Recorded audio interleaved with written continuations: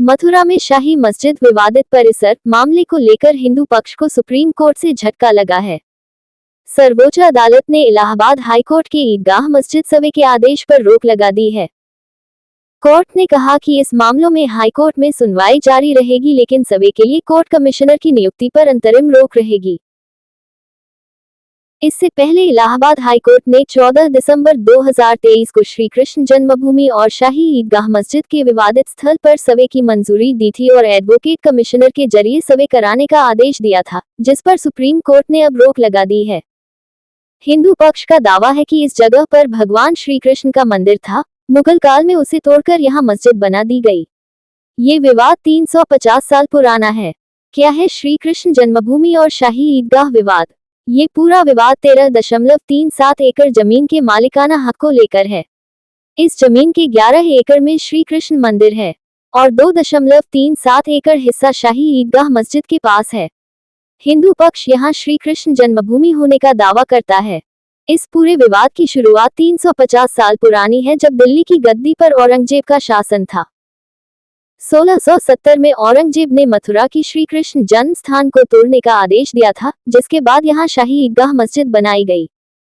इतालवी यात्री निकोलस मनुची ने अपने लेख में इसका जिक्र किया है कि रमजान महीने में श्री कृष्ण जन्मस्थान को नष्ट किया गया। मराठों ने वापस ली जमीन। मस्जिद बनने के बाद ये जमीन मुसलमानों के हाथ में चली गई और करीब 100 साल तक यहाँ हिंदुओं का प्रवेश वर्जित रहा। 1770 के मुगल मराठा युद्ध हुआ, जिसमें मराठों की जीत हुई और मंदिर बनवाया गया। इसका नाम केशवदेव मंदिर हुआ करता था। इस बीच भूकंप की चपेट में आकर मंदिर को नुकसान हुआ। 1815 में अंग्रेजों ने जमीन को नीलाम कर दिया, जिसे काशी के राजा ने खरीद लिया, लेकिन वो मंदिर नहीं बनवा सके। ये जमीन खाली रही। मुस्लिमों ने दावा किया कि जमीन उनकी है।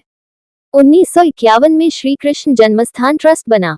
1944 में ये जमीन मशहूर उद्योगपति जुगल किशोर बिरला ने खरीद ली। सौदा राजा पट्टिमल के वारिसों के साथ हुआ था। इस दौरान देश आजाद हुआ और 1951 से श्री कृष्ण जन्मस्थान ट्रस्ट बना, जिसे ये जमीन दे दी गई। साल 1953 में ट्रस्ट के पैसे से जमीन पर मंदिर का निर्माण शुरू किया, जो 1958 में बनकर तैयार हुआ। 1958 में एक नई संस्था बनी, जिसका नाम था श्री कृष्ण जन्मस्थान सेवा संस्थान। इसी संस्था ने 1968 में मुस्लिम पक्ष के साथ एक समझौता किया। इसमें कहा गया कि जमीन पर मंदिर और मस्जिद दोनों रहेंगे। यहाँ ध्यान देने की बात यह है कि श्री कृष्ण जन्मस्थान सेवा संस्थान ने ये समझौता किया था। इस संस्था का जन्मभूमि पर कोई कानूनी दावा नहीं है। श्री कृष्ण जन्मस्थान ट्रस्ट का कहना है कि वह इस समझौते को नहीं मानता। 2022 में सिविल जज ने शाही ईदगाह मस्जिद का अमीन के जरिए सवे का आदेश दिया। अब हिंदू पक्ष ने मस्जिद को हटाने की मांग की है।